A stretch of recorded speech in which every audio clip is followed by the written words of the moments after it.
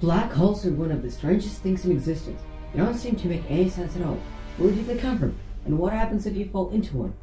If you want to know all about this, you're in the right place.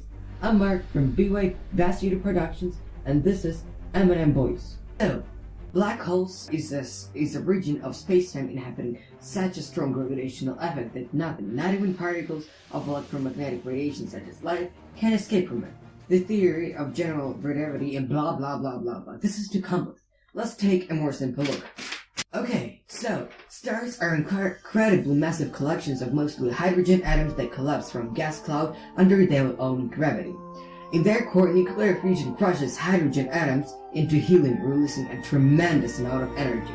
This energy, in form of radiation, pushes against gravity, maintaining a delicate balance between two forces. As long as there is fusion in the core, the star remains stable enough. But for stars with way more wind than our Sun, the heat and pressure at the core allow them to fuse heavier elements until they reach iron. Unlike all the elements that went before, the fusion process that creates iron does not generate any energy. Iron builds up at the center of the star until it reaches a critical amount, and the balance between radiation and gravity is suddenly broken. The core collapses. Within a fraction of a second, the star implodes, moving at about a quarter of the speed of light, feeding even more mass into it in a supernova explosion. This produces either a neutron star, or if the star is massive enough, the entire mass of the core collapses into a black hole. Even if you looked at a black hole, what you would really be seeing is the event horizon. Anything that crosses event horizon needs to be traveling faster than the speed of light. In other words, it's impossible. So we just see a black sphere reflecting nothing. By the way, black holes do not suck everything up like a vacuum cleaner. If we would swap a sun for an equally massive black hole, nothing much would change, except we would freeze to death, of course. What would happen to you if you fell in a black hole? That's a very interesting question, actually. You can imagine it as swimming as a river that ends in an enormous waterfall. As you float along, the stream gets faster and faster, even if you can't see the waterfall yet. As you float along, apparently, the stream gets faster. You could swim to safety without even noticing it. You cross the point of no return. No matter how fast you try to swim now, the stream will pull you towards certain depth.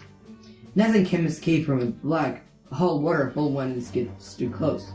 The border completely separates black holes from the rest of the universe.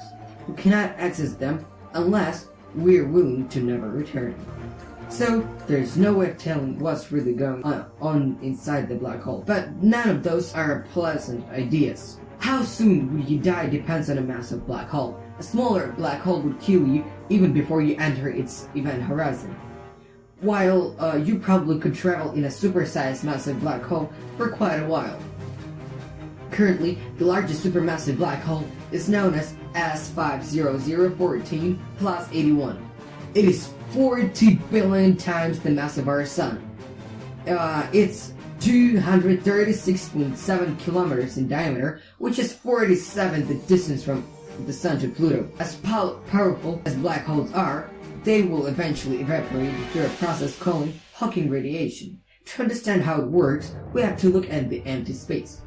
Empty space is not really empty, but filled with vertical particles popping into existence and annihilating each other.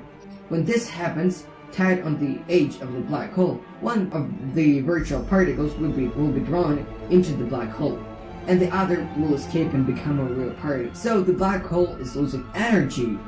This happens incredibly slow and gets faster once the black hole becomes smaller. When it arrives at the mass of a large asteroid, it is radiating at a room temperature. When it is the mass of a mountain, it radiates with about the heat of our Sun. The last second of its life, the black hole radiates away with energy of billions of nuclear bombs in a huge explosion. But this process is incredibly slow. The biggest black holes we know might take up a Google year to evaporate. Hope you've enjoyed this video. Please like and subscribe this video if you want to see more of those. If you want to see more of those videos, please subscribe, and like. It was Mark from BY Productions, and you're on the channel Eminem Boys.